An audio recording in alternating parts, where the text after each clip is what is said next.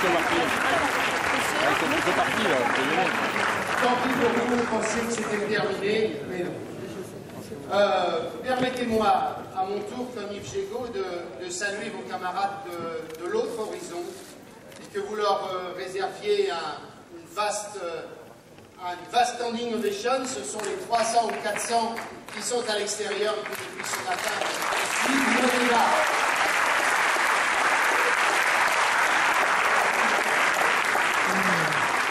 Je voudrais aussi féliciter 4 personnes et plus globalement toute l'équipe de l'UDI, les autres me pardonneront, mais qui ont été les chevilles ouvrières de cette journée. Je pense à Véronique Bucaille, à Jaime Chéron, à Marianne Duranton et à Romain Bertrand qui ont travaillé d'arrache-pied pour organiser cette étape.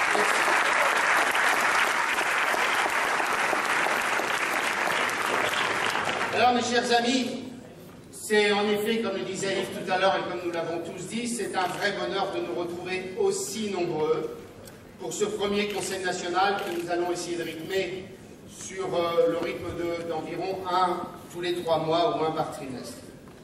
Et permettez-moi tout d'abord, un par trimestre c'est un tous les 3 mois, oui, c'est ça.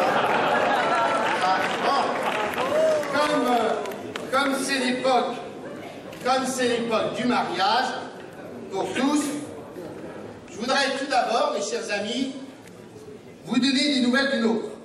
Je veux dire de celui que nous avons célébré il y a presque un an entre toutes nos chapelles, exactement 8 mois. C'était à la Mutualité, vous en souvenez tous, Naja Vallaud-Belkacem n'était pas là, mais ça reste quand même un très beau souvenir. Donc ça fait presque un an, et je trouve que ça ne se passe pas si mal pour un mariage entre son Christ, qui, comme vous le savez, avait la réputation d'être des gens assez volages.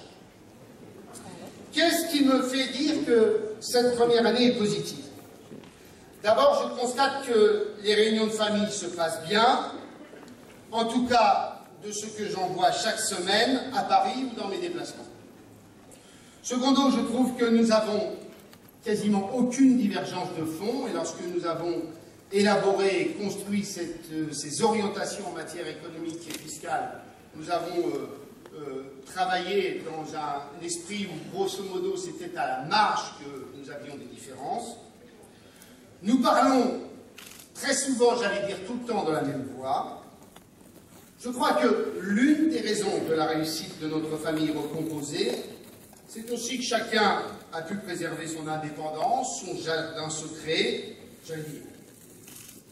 On dit le nouveau centre UDI, le parti radical UDI, la Fed UDI. Mais personne d'entre nous, l'Alliance centriste UDI, oui, je vais en oublier, la gauche moderne UDI, les adhérents directs UDI, que vous voulez.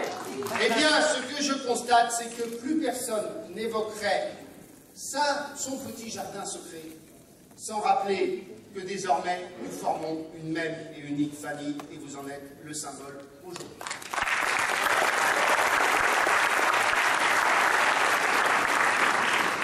Il y a une autre chose qui me fait dire que c'est un couple qui peut durer, c'est qu'il y a parfois aussi des engueulades.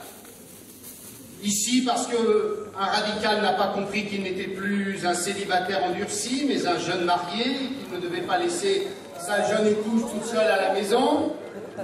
Ailleurs, parce qu'un nouveau centre veut tellement bien faire avec sa nouvelle compagne qu'il se brouille avec ses anciens camarades. Mais je dois dire que lorsqu'on compare notre couple aux autres, c'est, mes chers amis, le bonheur absolu. La famille Copé-Fillon, ça reste très chaud, paraît-il. Chez les Montebourg héros, là, on se méprise et on ne se parle presque plus. Entre Marine et la petite nièce maréchale, ce n'est pas non plus la grande entente. Et alors là, je ne parle pas de Hollande et du cousin Mélenchon, parce que là, on frôle la guerre nucléaire à chaque repas de famille. Oui, j'en oubliais un, c'est François Bayrou. Mais lui, il est tout seul, donc il s'engueule avec lui.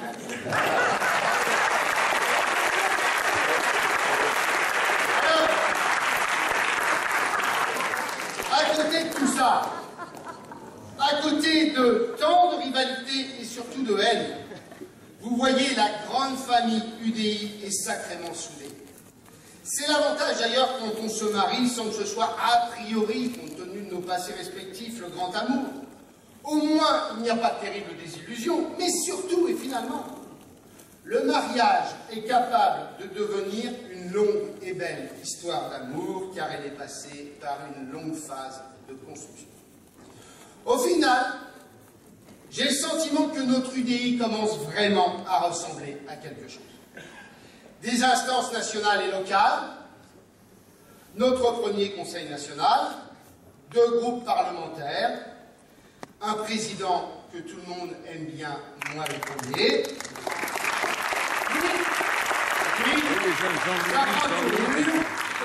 et le centre est en train de revenir sur les écrans radars. Le printemps a peut-être été pluvieux et humide pour nous tous, mais il a été aussi source d'espoir car le ciel centriste a vu apparaître un certain nombre d'hirondelles, qu'il s'agisse d'élections ou de sondages. Mes chers amis, Meyer Habib est depuis dimanche notre 31e député à l'Assemblée nationale.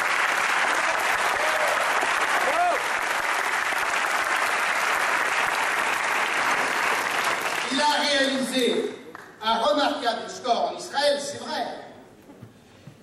Et même aussi, ce que tout le monde n'a pas vu, dans toute la circonscription où il n'était pas majoritaire, il a néanmoins, mes chers amis, notez bien ce chiffre, dépassé les 40%, ce qui lui a permis de s'imposer face à la candidate de l'UMP.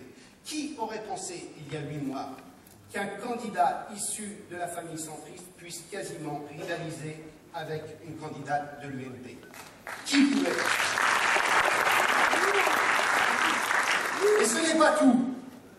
Dans 2 grandes villes de France où nous avons réalisé des sondages, dont un a été rendu public hier, celui d'Amiens, eh bien, que voit-on, mes chers amis?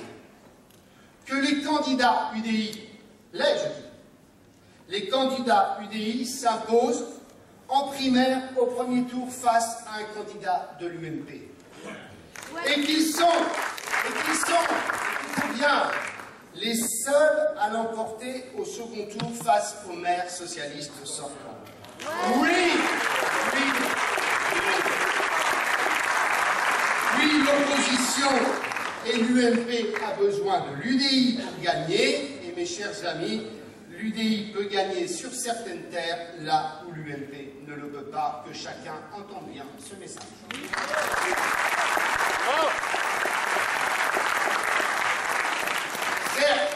Certes, une ou même plusieurs hirondelles ne font pas le printemps. Mais j'en tire quand même une conclusion.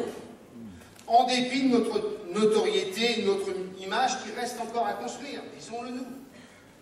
Un candidat de l'UDI, s'il est bon, est capable de gagner face à n'importe quel candidat. Et cela, je vous le dis, mes chers amis, nous le devons d'abord à notre unité retrouvée qui doit vous faire relativiser les tensions qui peuvent apparaître ici ou là dans certains départements. Ne perdez cela jamais de vue. Notre crédibilité électorale est intimement liée à notre volonté et à notre capacité à nous rassembler et à être unis. C'est ça qui nous fera gagner. Mes chers amis, nous avons choisi de consacrer ce premier Conseil national à la situation économique de notre pays et aux moyens de redresser une compétitivité fortement dégradée, tout le monde l'a évoqué. C'est curieux, j'ai presque envie de m'excuser d'avoir choisi ce thème avec nos amis. Ah bon, il y a encore des politiques qui s'intéressent au chômage.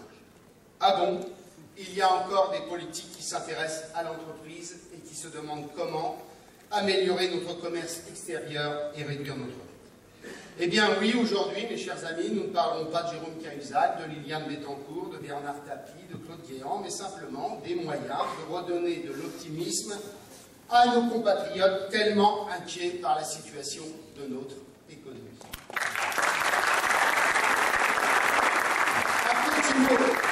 Un tout petit mot seulement sur les histoires dont vous parlez aujourd'hui. Il y a derrière cela, je vous le dis, un sujet de fond dont nous devons parler. Parce que si tout cela arrive, c'est parce qu'il y a derrière ça un sujet de fond et une cause profonde. Et moi, je vous le dis, la cause profonde de tout cela, c'est un mal français. C'est la concentration absolue des pouvoirs entre les mains d'un monarque républicain. Dans une démocratie faite de contrôle et de contre-pouvoir, dans une démocratie où les fonctionnaires ne se sentent pas obligés de plaire au prince pour leur future promotion, de telles choses ne se produiraient pas, ou tout du moins seraient arrêtées à temps. Et donc la question institutionnelle, l'UDI, devra la traiter. J'en ai fini avec ce sujet. Et je mesure à chacun de mes déplacements l'énorme effort de pédagogie, nous l'avons tous évoqué ce matin, que nous voulons produire, que nous devons produire si nous voulons réussir les réformes et les changements dont la France a besoin. Ce que droite et gauche devraient dire chaque jour aux Français au lieu de les bercer d'illusions, c'est que nous ne sommes pas dans une crise, nous ne sommes pas seulement en crise, nous sommes dans un monde qui change et qui change sous nos yeux.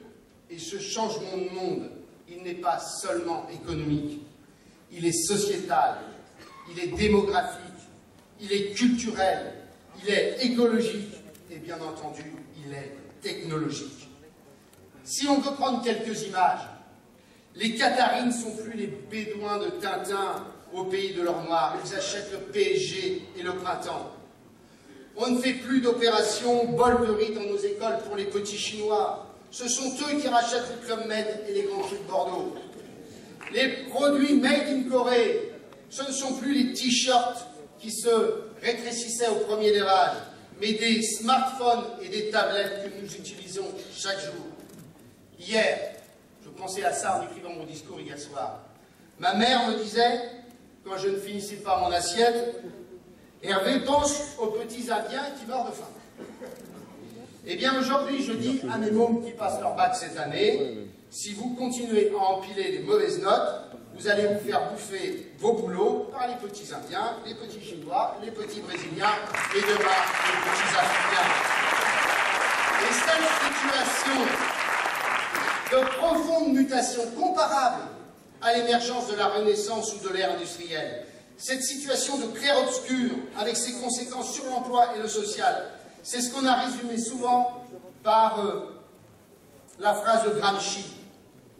La crise, c'est quand le vieux se meurt et que le jeune hésite à naître. C'est bien ça le sujet. Cette phrase, elle est vraie pour la France. Mais clairement, ça ne marche pas quand on l'applique à l'Asie, à l'Amérique du Sud ou aux États-Unis. Car eux, ils font du neuf, ils font dans le neuf. Nicolas Bouzou, Christian Saint-Etienne en ont largement parlé. Même le Japon, est en train de repartir avec un rythme de croissance de plus de 3% par an. Il n'y a que les socialistes français pour refuser de voir cette révolution et surtout d'en tirer toutes les conséquences, par idéologie, par aveuglement et surtout par manque de courage. Eh bien, mes chers amis, ce que je vous propose, c'est de prendre le chemin inverse des socialistes, tant sur la méthode que sur le fond. Vous serez cet après-midi appelés à voter sur un document d'orientation économique qui ambitionne d'apporter de vraies réponses au décrochage de l'économie française, et non pas des demi-mesures comme le CICE ou des recettes éculées comme les contrats de génération. Ce que nous proposons, c'est un vrai choc de compétitivité pour sortir la France d'un enlisement et d'un déclin qui mine tous nos compatriotes. Rendez-vous compte, aujourd'hui, nos jeunes issus de nos belles écoles françaises se disent que pour aller trouver du boulot, il vaut mieux partir à l'étranger. Moi, je ne me résous pas à l'idée de penser que les Français puissent devenir les émigrés du XXIe siècle. Mes chers amis, les socialistes ont tué la confiance des forces créatrices. Entre les dispositifs fiscaux ahurissants, entre les déclarations de guerre d'un certain nombre de ministres sur Mittal ou encore sur la famille Peugeot, dont la principale erreur pour la famille Peugeot a été de maintenir une trop grande partie de sa production en France, eh bien je veux que nous adressions un message de confiance aux pigeons, aux poussins, aux moineaux et à tous les volatiles qui tentent d'échapper aux chasseurs fous du gouvernement. Nous devons dire aux chefs d'entreprise, nous avons besoin de vous pour créer les conditions de la croissance et de la solidarité.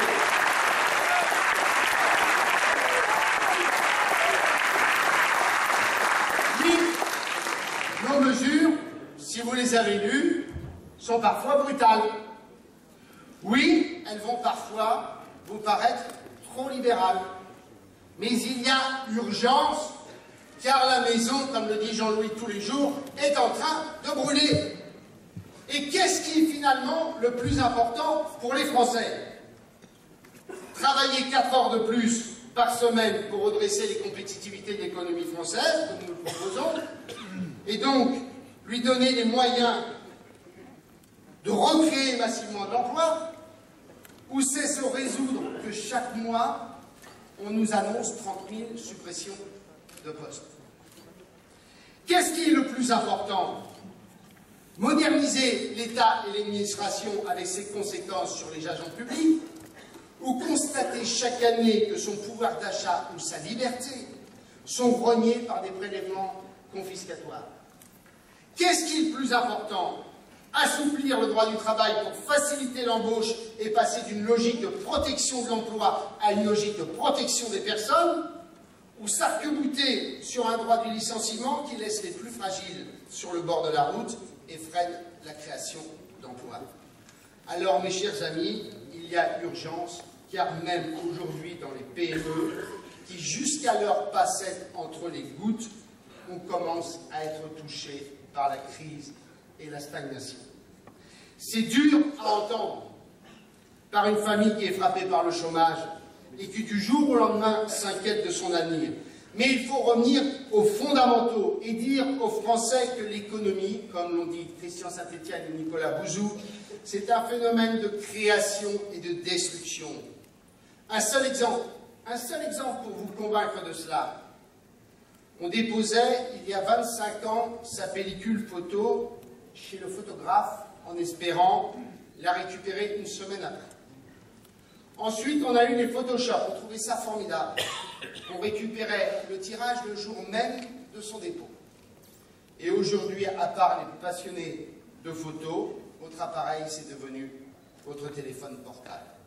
Eh bien, savez-vous quelle a été la conséquence de cela? C'est que Kodak est mort et que Apple, aujourd'hui, triomphe dans le monde. Et le solde d'emploi de cette nouvelle technologie, eh bien, il est largement positif dans le monde. Si on veut bien s'en donner les moyens, la France doit être capable et doit pouvoir faire la même chose. Et pourquoi chaque dépôt de bilan est en fait vécu comme un drame en France? D'une part parce que nous n'avons pas suffisamment de Google ou de Samsung national pour offrir un nouvel emploi. C'est ça le drame. C'est qu'à chaque fois qu'il y a une boîte qui ferme, les gens se disent, mais où est-ce que je vais trouver du boulot? Et même quand on leur dit, on va vous mettre en place les formations qui conviennent, ils vous disent, mais quelle est l'usine, quelle est l'entreprise qui va être capable de m'embaucher, même avec cette formation? Parce qu'à chaque fois qu'il y a une destruction d'emploi, il n'y en a pas qui se créent à côté. Regardez tous les instruments de votre vie quotidienne. Quasiment aucun de ceux qui sont apparus dans les 10 dernières années proviennent de grands groupes français. Et donc, quand en plus de cela, on a un système de formation professionnelle qui ne marche pas et qui s'adresse à ceux qui ont le moins besoin de formation et qui oublie ceux qui ont le plus besoin de formation parce que, ayant le moins de qualification, eh bien, chaque fermeture d'entreprise devient un drame absolu.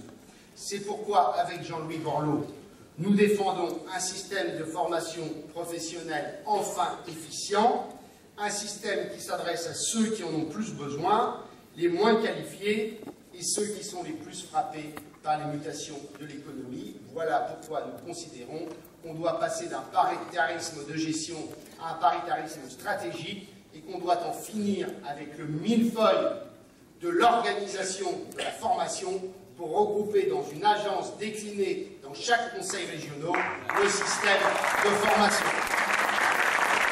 Second sujet où nos propositions vont faire date.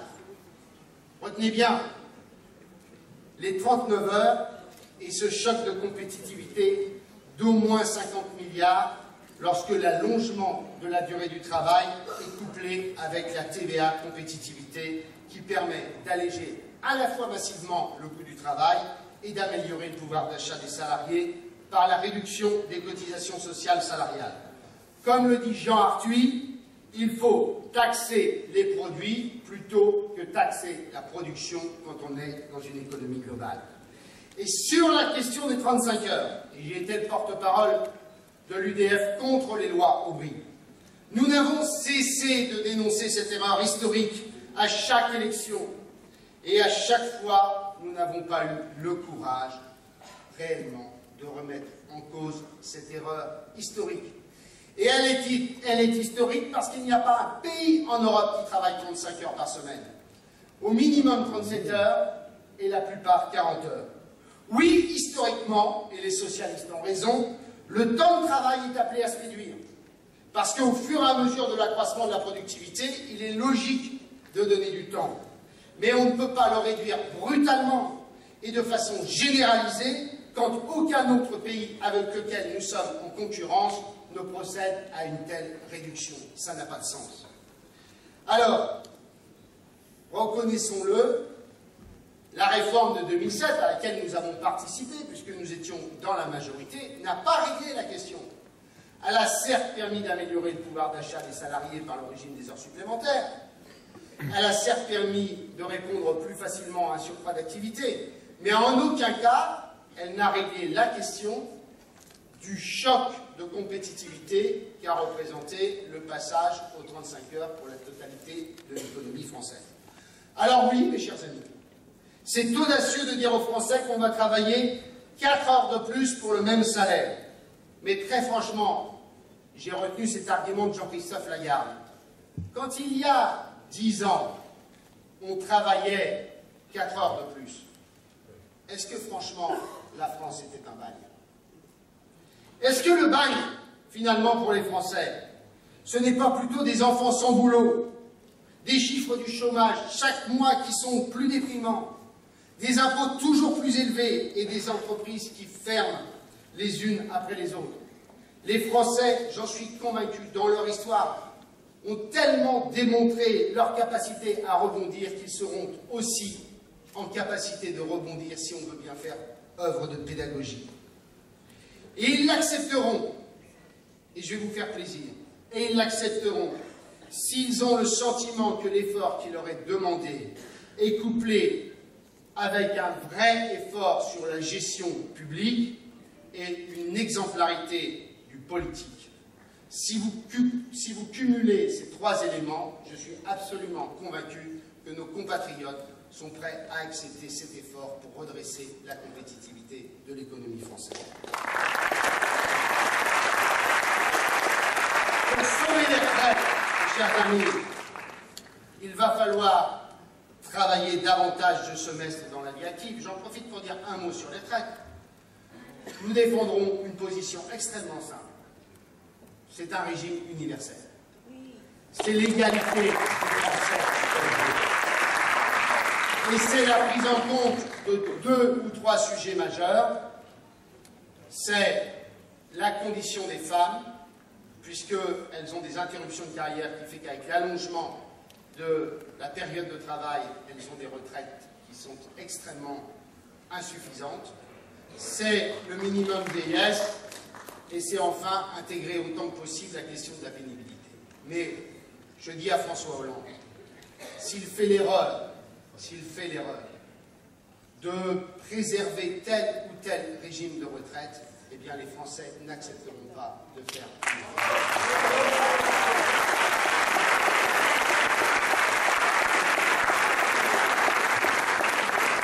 Alors, mes chers amis, je sais que ce n'est pas très populaire pour une formation politique que d'affronter les questions en demandant un effort aux Français. Mais finalement, revaloriser la politique, c'est probablement plus en faisant œuvre de courage, de lucidité, que de proposer à nos compatriotes d'aller consulter le patrimoine de votre député à la préfecture. Non, revaloriser la politique, c'est d'abord avoir le courage de dire aux Français qu'il faut entreprendre des réformes vitales pour que notre pays ne soit pas demain à la rue. C'est cela, le courage. Et ce courage qui finira par être reconnu par les Français, nous l'avons aussi quand nous abordons des questions centrales pour l'économie française. Le niveau excessif de nos prélèvements obligatoires, lié à un niveau de dépenses publiques sans commune mesure ou sans équivalent en Europe. D'ailleurs, chers amis, quand j'entends le Front de gauche nous dire qu'on est dans les mains de l'ultralibéralisme et du capitalisme, je voudrais simplement vous rappeler que le niveau de dépenses publiques, c'est 56% de la richesse nationale, c'est-à-dire que, grosso modo, plus de la moitié de l'année de l'effort des Français transite par le budget de l'État et des comptes sociaux. Vous voyez, cela ne me dérangerait pas, comme je vous le disais tout à l'heure, de payer beaucoup d'impôts ou d'avoir un niveau de dépenses publiques si j'avais le sentiment que c'était efficace et que j'en avais pour mon argent. Mais qui oserait dire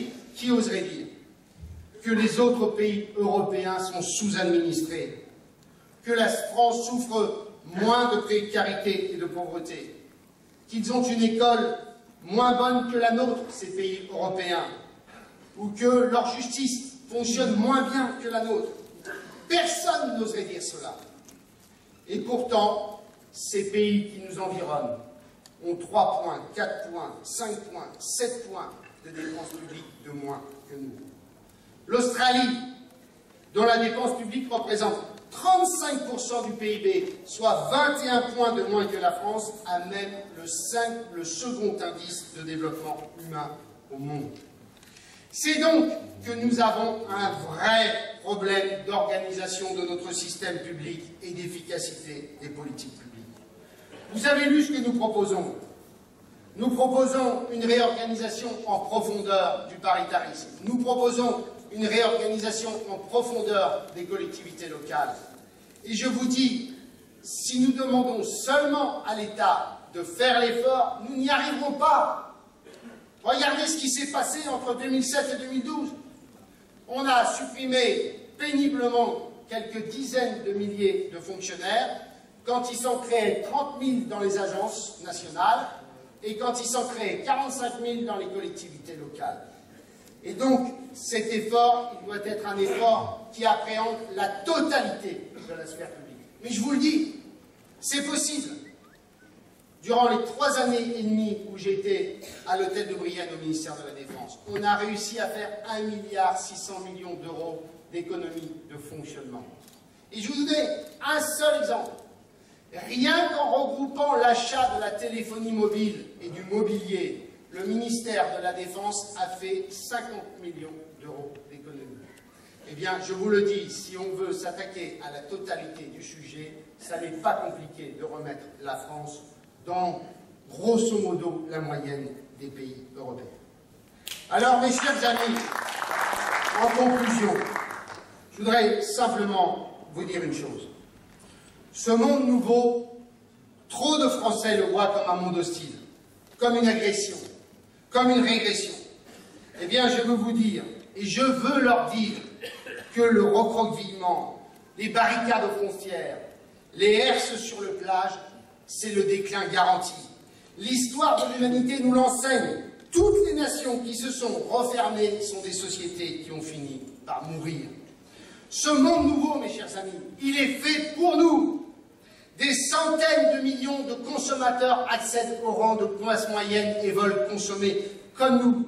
Ce monde nouveau, il est fait de matière grise, il est fait d'intelligence, il est fait d'innovation, il est fait de marketing, il est fait de créativité, il est fait de réseau. C'est notre monde. Nous avons les laboratoires, nous avons les chercheurs, nous avons les ingénieurs, nous avons les techniciens, nous avons les centres de formation et nous avons en plus des fondations solides et formidables. Notre culture, notre art de vivre, notre géographie, nos infrastructures, notre présence sur les 5 continents et nos grandes entreprises de rang mondial. Eh bien, avec tout cela, nous avons tout pour gagner. Il nous suffit d'y croire. Il suffit d'engager 4 ou 5 transformations politiques profondes. Et ainsi, nous pourrions à la fois préserver notre modèle et de redevenir une nation conquérante. Voilà le projet économique de l'UDI. Je vous remercie.